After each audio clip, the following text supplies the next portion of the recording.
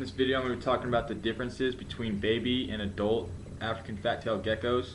First thing you need to know about babies is that they are obviously smaller and more fragile, but when you feed them, you can only feed them crickets, and the crickets have to be very small. You can buy them at a pet shop. They usually sell them in small or large sizes. If they don't have them on display, ask up at front and they should be able to get you some. Other than that, you could go like a local bait shop. Sometimes they have crickets. Just make sure that, again, they are the correct size. Babies also have a different set of calcium and vitamin requirements as far as a weekly basis goes. I believe it is only once a week for each of those. Double check on the internet though, make sure you're giving them the right amount of supplements. They need calcium and vitamin just like adults, but it's just a different quantity and a different amount of times per week. Babies are also not meant to be handled. I know that if you are very skilled, obviously, with these kinds of animals, then yes, they can be handled, but general rule of thumb, basically, especially if you're new, they're very squirmy, they run away, they're skittish. They don't like to be handled. They are babies, so imagine just being a really small animal like that and being picked up and handled is not very enjoyable. That can really stress out your baby gecko. It could make it stop eating. Health problems can come up. Just keep an eye on that. Make sure you give your gecko enough time to adjust and adapt to its new environment. I would recommend about a week. So when you get your gecko for that first time, bring it home, put it in the terrarium, and just leave it alone. Don't play any loud music. Try not to watch TV or loud TV near the terrarium. Just kind of let it have its own space and just kind of adjust and get used to where it is. So yeah, about a week. And then again, make sure temps and humidity are correct, especially for babies. It's real important during that first few months of your caring process for them to have the right temperatures, the right size of bulbs as far as wattage goes, and humidity is obviously an extremely important thing when dealing with any kind of gecko. Babies are also a lot more prone to having health issues, mouth rot, intestinal bacteria, and other respiratory infections and stuff like that. They're a lot more difficult to take care of. So if you're new, I don't recommend getting a baby. Buy an adolescent, buy a full-grown adult, and don't get two. Get one. Start off slow. Don't bite off more than you can chew. Also, for babies, keep the substrate and keep your terrarium simple and small. You don't need a lot of terrarium moss. You don't need a lot of climbing things. Just give them a good humid hide box, a good hot hide box, and paper towels. That's a really good thing to use for babies on the substrate. Again, you don't need a big 40-gallon tank to have a little baby. Keep it simple. Tupperware containers are really good. Paper towels, again, really good.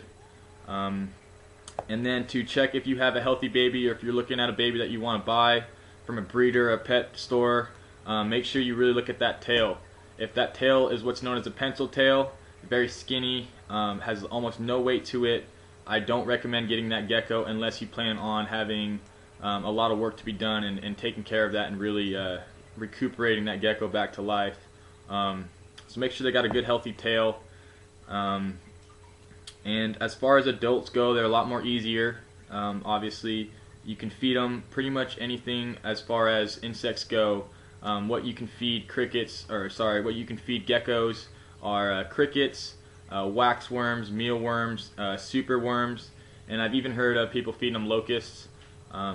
So you can feed any of those. Just make sure that you are dusting with supplements, vitamins, calcium appropriately for your gecko.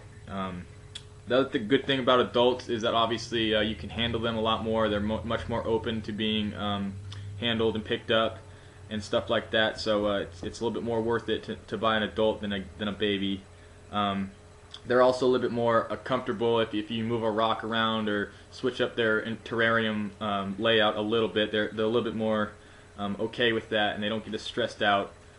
It's important not to do that too much, changing the terrarium, because it will stress out your gecko. They won't eat. They'll become scared. They won't know really where they are. It's just not a good thing to be doing. If you want to change the look of your terrarium, do it once every month or so at least. Just don't do it very often. with adults, humidity is the number one thing that most people tell me that they lose their geckos to. That's what I found, that incorrect humidity levels lead to the most deaths for geckos, whether it be respiratory infections or any other kind of disease such as dehydration, like severe dehydration that they might have. Adults are also a lot easier to feed than babies. They eat larger food. It's a lot easier to see when they're eating and see that they're moving around than a baby. You can also give a lot more physical inspections of an adult gecko. You can check out its tail, check out its toes, check out its mouth, look at its eyes. You can get a good close look of its skin and everything like that. Whereas a baby, it's, like I said earlier, it's hard to handle them, so they're not really as comfortable being closely looked at like that. So that's a good thing about adults. You can also kind of play with them a lot more. Like I said, they like to be handled a little bit more.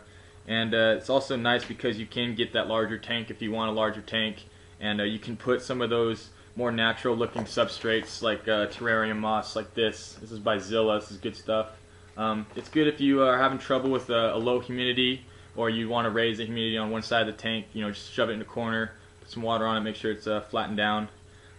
Again, with adults, you can put more sticks and rocks and logs and stuff in there and really make it look a lot more natural, because you don't have to worry so much as them digesting things that they shouldn't be eating.